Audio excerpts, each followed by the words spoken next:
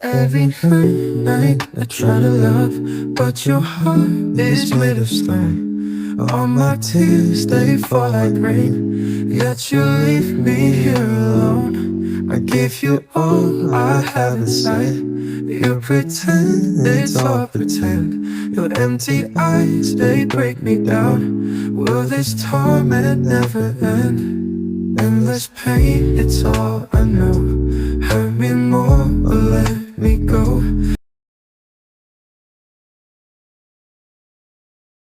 Magluluto ako ng...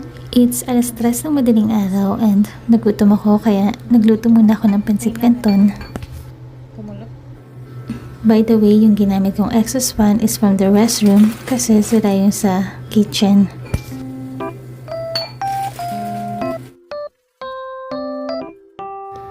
Isa to sa pinakamamimiss ko sa Pilipinas, which is yung pansit canton kasi hindi naman ako mahilig sa Korean ramen. Ayan, tulog pa si Sam, kaya mag-isa lang ako magpo-food trip.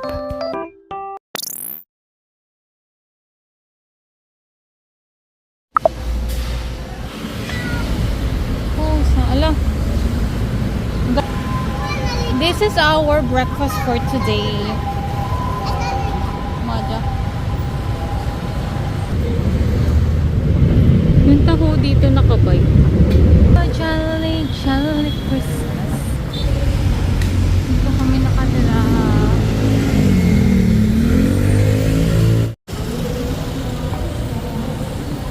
Pasok na si Sam. No, no. Yeah. Push the up button. Go, go, go. Oh, yugita, yugita. Up button. Teji.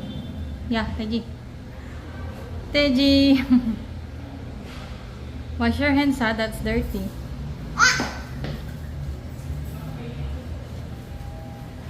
Uy, wash your hands later. Later she's going. Love is just a beautiful thing. Ha? I already see her. Odi.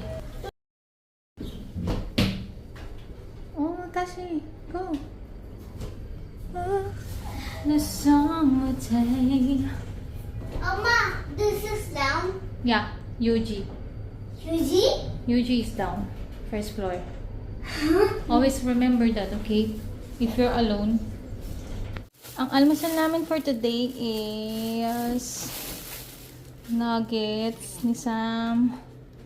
French fries niya. Tapos water lang siya. And then barbecue sauce. And for me is yum burger. Kasama na kasi talaga yung cola. So, wala na magagawa.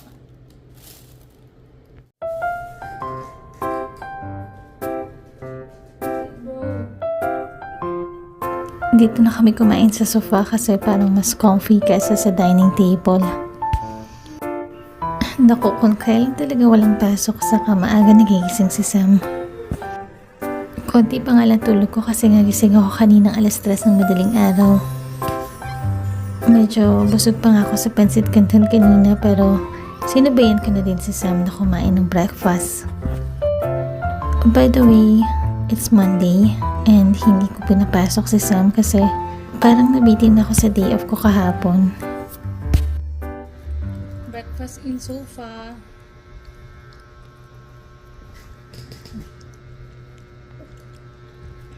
Yum, yum, yum.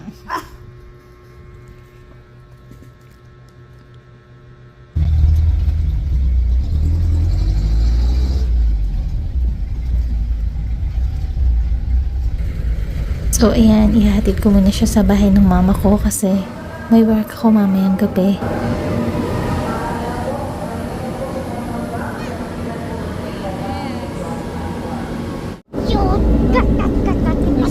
Pwede naman siya sa condo, kaya lang wala kasi siyang kasama.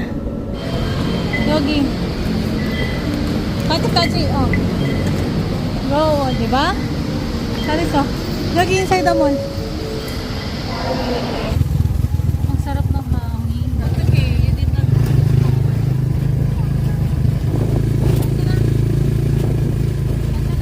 Grabe, sobrang init.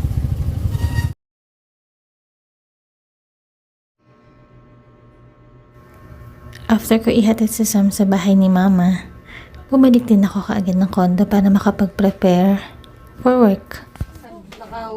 Tinutuwad-tuwad mo dyan. Gago, nawawala isang partner mo. Nawawala. After ng work, in-invite ako ng kapatid ko na kumain sa labas kasama yung kaibigan niya. Akalain mo yun na paborito ng mga Pilipino yung mga Korean ramen. Kain o inom? Baka uminom na yun. Buti na lang may tinapay ako dito. Story time. Etong kapatid ko masakit ang tiyan kaya naglabas ng sama ng loob sa CR. Ayun nga lang kasi bumara. Kaya tinawag ko yung kapatid kong lalaki para ayusin yung problema namin sa bahay. Bigyan pa. Ako talaga kanina sa kanya. Baka naman bigyan pa yun ng chance. Hindi ako naaawa. Dun yun lang.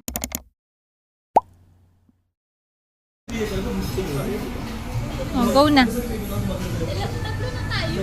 Nagbibideo ako eh. Bakit picture? Cellphone mo.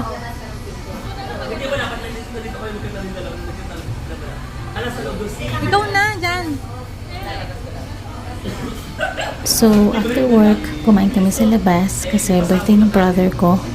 Actually, siya din yung tubero namin nung nakaraan. Happy birthday to you.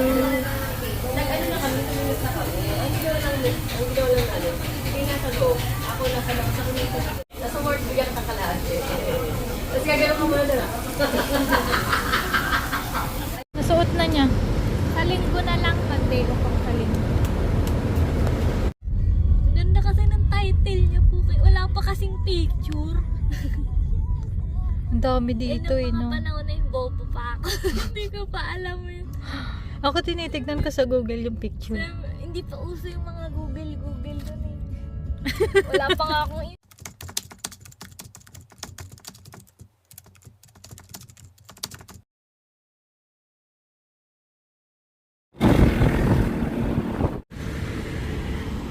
So, kamalas-malasan nga naman. Hindi natuloy yung CFO seminar ko today. Kasalanan ko din naman kasi hindi ko dinouble check yung mga in-input kong data dun sa schedule. Lesson learned. Pero sobrang layo pa naman ito. Buti na lang din talaga nakapag-secure ako ng schedule for tomorrow. Kaya, okay lang din.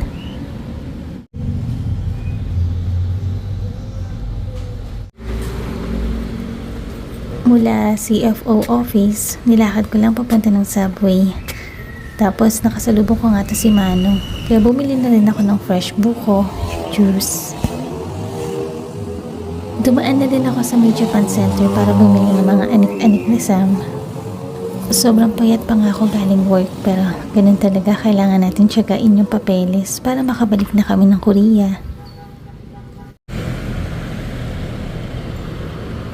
Natutugtog na malakas sa pinagkatawag sa next station sa Balon.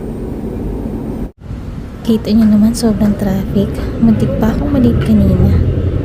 Tapos yung nasakyan kong rider, sobrang kamote pa mag-drive. Nakakainis.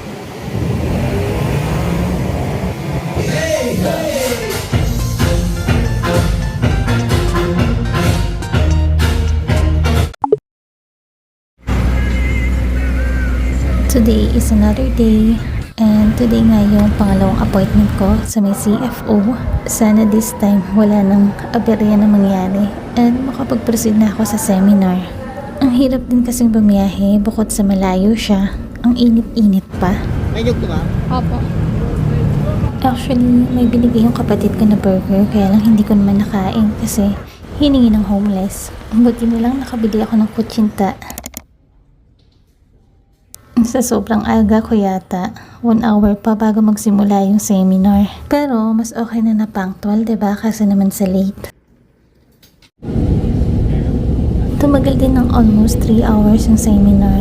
Unfortunately, hindi ko nakuha yung certificate ko kasi may additional pang webinar from South Korea. Dahil marami naman akong free time today, ayan, ako na din nagbayad ng bill ng tubig namin ng kapatid ko. And then, nag-grocery na lang ako ng mga kailangan ni Sam na dadalhin ko mamaya after work.